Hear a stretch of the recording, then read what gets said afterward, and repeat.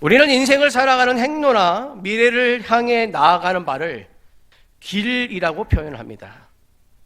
그리고 모든 사람은 다 좋은 길로 가기를 원합니다.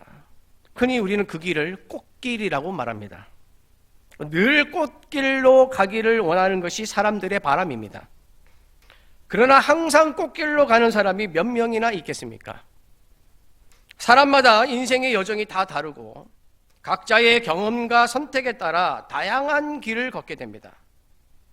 어떤 사람은 가시밭길을 걷기도 하고 또 어떤 사람은 순탄한 길을 가기도 합니다. 그러나 이 또한 항상 그렇지는 않습니다. 우리가 사는 세상은 변화가 많은 곳이어서 항상이라는 말을 할 수가 없는 세상입니다. 항상이라는 말을 할 수 있는 유일하신 분은 하나님밖에 없습니다. 하나님은 언제나 변함이 없는 분이시기에 항상이라는 말을 할 수 있는 분이십니다.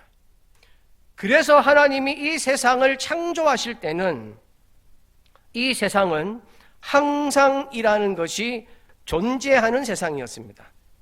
항상 아름답고 항상 선하고 항상 보기에 좋은 세상이었습니다.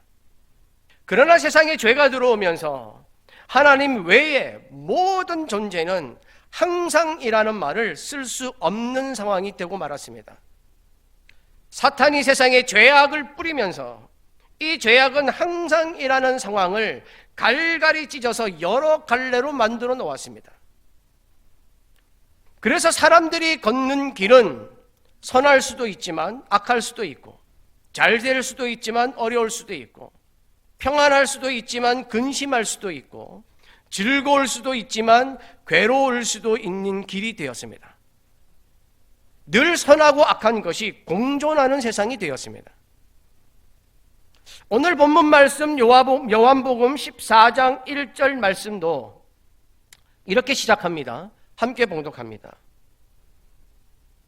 14장 1절입니다. 너희는 마음에 근심하지 말라.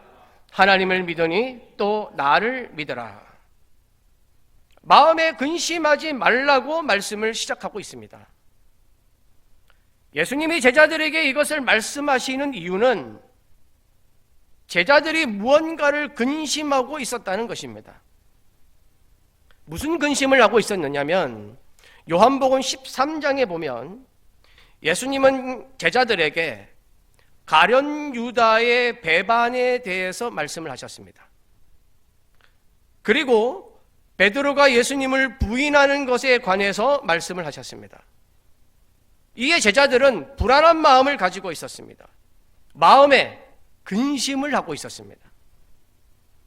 여러분, 마음으로 번역된 헬라어는 카르디아라는 단어입니다. 이 카르디아는 무슨 뜻이냐면 마음, 감정, 속, 그리고 내부 중심이라는 뜻을 가지고 있습니다. 즉 마음은 감정의 자리이기도 하고 사람의 중심이기도 하고 영적 생활의 근원이기도 합니다. 그러므로 인간은 이 인간의 삶의 위기, 신앙의 위기는 다 이 마음에서 시작이 됩니다. 그리고 근심하다로 번역된 헬라어는 타로소라는 단어인데 이 단어의 뜻을 보면 이렇게 되어 있습니다. 뒤끓게 하다, 선동하다, 교란하다, 혼란케 하다, 소란케 하다. 그러니까 근심은 사람을 매우 혼란스럽게 만들고 마음을 뒤끓게 만들고 교란하게 만들고 소란스럽게 하는 것입니다. 그러므로 마음에 근심한다는 것은 사람의 중심과 영적인 근원이 혼란스럽고 뒤끓고 교란하고 소란스러워진다는 것을 말합니다. 그러니까 안정되지 않고 어수선하는 것입니다. 요즘 세상을 보면 우리의 마음이 이렇지 않습니까? 대통령을 탄핵하고 정치인들끼리 대치하고 맞서고 서로 정권만 가지려고 하고 경제는 어려움 속에 제자리에 머물고 있고 살기는 점점 힘들고 대책은 없고 국민들은 뒤숭숭하고 마음이 분주하고 진정되지 못하고 혼란스럽습니다. 이런 상황에서 예수님은 제자들에게 이런 때에 믿는 자들이 가져야 할 자세를 말씀해 주고 있습니다. 뭐라고 말씀하셨냐면 하나님을 믿으니 또 나를 믿으라.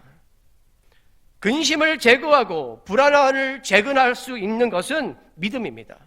두려움을 제거하고 마음의 근심을 다스릴 수 있는 것은 믿음입니다. 세상의 근심을 이기면서 살 방법은 이 세상을 창조하신, 악한 세상을 이기신 하나님을 믿는 것입니다. 여러분, 조금 전에도 제가 말씀을 드렸지만 세상은 불확실성으로 살아갑니다. 세상은 죄가 들어오면서부터 항상이라는 것이 없어졌고 악한 것이 팽배해졌기 때문에 불안정한 곳이 되었습니다. 불확실한 곳이 되었습니다. 신약 성경에 나오는 세상이라고 번역한 헬라어가 코스모스입니다.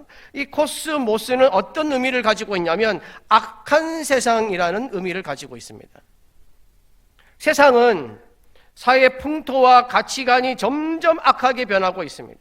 사람들의 욕심은 날로 커지고 욕심을 채우면서 살기 위하여 서로 원수가 되고 상대방의 신뢰는 한없이 떨어집니다. 누구도 믿지 못하는 세상이 되어가고 있습니다. 심지어는 부모도 믿지 못하고 자녀도 믿지 못하는 세상으로 변해가고 있습니다. 욕심이 난무하고 신뢰가 떨어지니까 점점 분노가 사회를 지배하고 있습니다. 조금만 잘못하면 끌어내리고 내 뜻과 안 맞으면 항의하고 손해가 있으면 용납하지를 못합니다. 그래서 세상은 어두운 곳입니다. 사탄이 지배하는 곳입니다. 여러분, 화가 중에 이런 세상을 그림으로 아주 잘 묘사한 화가가 있습니다. 네덜란드 출신 화가인 히에로니무스 보스라는 화가입니다.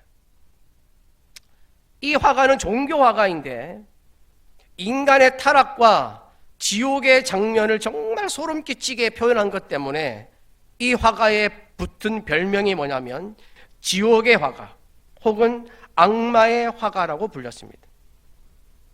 이 화가가 그린 작품 중에 세속적 쾌락의 동산이라는 작품이 있습니다. 지금 여러분들이 보시는 저 작품입니다. 여러분, 이 작품을 보시다시피 그림이 하나가 아니라 세 폭으로 구성되어 있습니다.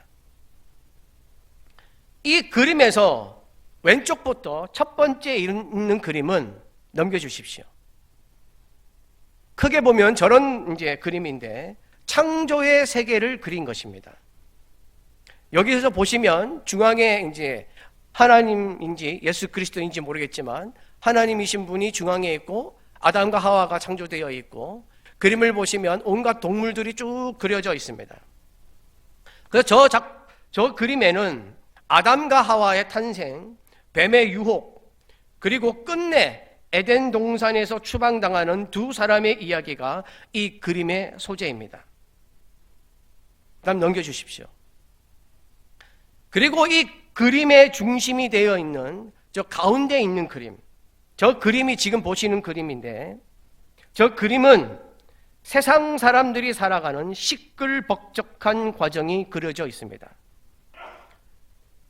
그 다음 그림 보여주십시오. 그리고 맨 오른편에 있었던 그림은 저 그림인데 이 그림은 뭐냐면 세상의 끝, 심판받는 하나님의 심판이 있는 지옥의 장면이 연출되어 있습니다. 이 그림을 그린 화가 보스의 의도를 본격적으로 담고 있는 그림은 어떤 그림이냐면 중앙에 가운데에 있던 그림입니다. 가운데 있던 그림을 다음 그림을 나와 있네요. 이 그림을 보면 건초 더미를 가득 실은 진마차가 중앙에 있고 그 주위에는 다양한 성격과 계층의 사람들이 바쁘게 움직이고 있습니다. 중간에 지금 동그라미로 빨간색으로 이렇게 동그라미를 친 저 한가운데를 확대해서 보면 저 모양입니다. 저 그림인데 한가운데 보시면 둥근 연못 안에 여자들이 물놀이를 하고 있습니다. 그리고 그 주위를 보면 특이하게 생긴 동물이나 낙타와 같은 이국적인 동물들의 등에 올라탄 남자들이 저 연못주위를 에워싸고 뺑 싸고 있습니다. 이 남자들은 여자들을 위한 선물로 과일과 달걀 등을 준비해서 의식을 행하듯 연못을 맴돌고 있습니다. 이 모습이 무슨 모습이냐면 다산을 기원하는 축제에서 영감을 얻어서 그린 것인데, 무엇을 나타내려고 하는 장면이냐면 죄악과 정욕에 눈이 먼 무절제한 인간의 모습을 나타내고 있는 것입니다. 그러면 저 그림 안에 있는 부분을 보여드리겠습니다. 다음 그림 보여주십시오. 왼쪽에 있는 그림을 보면, 왼쪽 위에 있는 그림을 보면 곳곳에서 사람들이 큰 과일을 먹으려고 안간힘을 쓰고 있는 사람들이 있고, 오른쪽 그림을 보시면 자기보다 훨씬 큰 커다란 과일을 아무도 건드리지 못하게 감싸고 있는 사람들의 모습이 보입니다. 먹고 죽어도 남을 만큼 엄청난 크기로 그려진 딸기, 블루베리, 포도, 무화과 같은 과일들은 삐뚤어진 인간의 욕정, 탐욕, 그로 인한 죄를 상징하고 있습니다. 그 다음 그림 보여주십시오. 어마어마하게 큰 조개와 생선은 사람들의 큰 정욕을 상징합니다. 순수함을 잃어버리고 육체적으로 타락한 사람들의 혼란스러운 모습을 보여주고 있습니다. 주체할 수 없는 욕망을 마구잡이로 해소하고 있는 타락과 과욕의 동산을 저 그림으로 지금 표현하고 있습니다. 그림에 나오는 인간들은 더 많은 것을, 더 큰 것을 가지고 더 많이 누리고 더 많이 먹고 즐기려고 욕심부리는 모습을 보이고 있습니다. 이게 세상의 모습입니다. 세상은 제자들이 가룟 유다가 예수님을 배반하고 베드로가 예수님을 부인할 것을 듣고 불안해하는 것처럼 정욕과 욕심과 탐심으로 인하여 배반하고 부인하면서 불안하고 두려워하고 근심하고 걱정하는 곳입니다. 사람들은 불안하고 두려워하고 걱정하고 근심하는 것이 세상을 살아가는 데 있어서 그냥 겪게 되는 인간적인 것으로 생각하고 있지만, 그 시작은 하나님을 떠나서 하나님과 멀어진 데에 있습니다. 예수 그리스도와 멀어진 데에 있는 것입니다. 그래서 예수님은 제자들에게 하나님을 믿으니 또 나를 믿으라 라고 말씀을 하시면서 거할 곳에 대해서 말씀하고 있습니다. 2절에서 3절입니다. 함께 봉독합니다. 내 아버지 집에 거할 것이 많도다. 그렇지 않으면 너희에게 일렀으리라. 내가 너희를 위하여 거처를 예비하러 가노니 가서 너희를 위하여 거처를 예비하면 내가 다시 와서 너희를 내게로 영접하여 나 있는 곳에 너희도 있게 하리라. 2절과 3절에는 거할 곳이 많다, 거처를 예비한다라는 말이 나옵니다. 여기서 거할 곳, 거처는 영원한 하나님 나라의 처소를 말합니다. 예수님이 영원한 하나님 나라의 처소인 거할 곳, 거처를 말씀하시는 이유는 인간의 걱정과 근심의 출발은 하나님에게서 멀어진 것이 있기 때문입니다. 하나님에게서 멀어졌다는 것은 하나님이 다스리시는 하나님 나라에서 멀어졌다는 것입니다. 그래서 예수님은 내 아버지 집에 거할 곳이 많다고 말씀하고 있습니다. 언제든지 하나님 나라에 갈 수 있다고 말씀하십니다. 문은 열려 있다고 말씀하십니다. 언제든지 하나님께 가까이 올 수 있다고 말씀하십니다. 하나님과 관계를 회복할 수 있다고 말씀하시면서 위로와 소망을 주고 있습니다. 그렇다면 언제든지 하나님 나라에 갈 수 있고 하나님께 갈 수 있는 소망이 있다는 것은 알겠는데, 그러면 어떻게 해야 갈 수가 있습니까? 하나님과 멀어져 버린 세상을 살면서 근심하고 걱정하는 인생에서 하나님을 믿고 다시 하나님 나라의 소망을 가지고 살려면 어떻게 해야 합니까? 그래서 예수님은 말씀하십니다. 2절에 보시면 내가 너희를 위하여 거처를 예비하러 가노니. 예수님은 내가 너희를 위하여 하나님 나라를 예비하러 간다고 말씀하십니다. 예수님이 하신다고 말씀하고 있습니다. 이게 무슨 말입니까? 오늘 이 말씀에 나오는 거할 곳, 거처는 하나님 나라를 말하는 것이고, 하나님 나라는 여러 가지 의미가 있는데 지금 여기에서 말하는 하나님 나라는 사람이 죽으며 가는 천국, 하나님 나라를 말합니다. 그러니까 지금 예수님은 자신의 죽음을 말씀하고 있습니다. 예수님의 죽음은 무엇을 말하는 것입니까?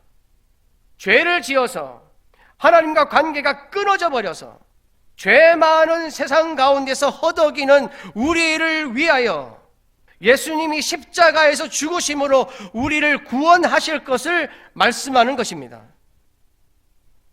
그러므로 예수님이 나의 죄를 위하여 십자가를 지시고 죽으심으로 나를 구원하셨다는 것을 믿는 사람에게, 예수님을 영접하는 사람에게 허락된 영원한 하나님의 나라에 너희도 있게 하겠다는 것입니다. 그러니까 예수님이 나 예수가 하겠다는 말씀입니다. 타락하고 악하고 근심하고 걱정 많은 이 세상이 끝이 아니라 하나님을 믿고 또 예수님을 믿는 사람은 걱정 근심이 없는 영원한 하나님의 나라에 갈 수 있는데 그 방법은 예수님께 있다는 것입니다. 악한 세상에서, 악한 죄악에서 구원받는 길, 생명으로 가는 길, 은혜로 가는 길은 예수님께 있습니다. 그래서 예수님은 4절에 내가 어디로 가는지 그 길을 너희가 안다 라고 말씀하셨습니다. 왜냐하면 예수님이 2절과 3절에서 말씀을 하셨기 때문입니다. 그러나 예수님의 이 말씀은 세상의 지식으로는 알 수 없습니다. 인간적인 사고방식으로는 알 수 없습니다.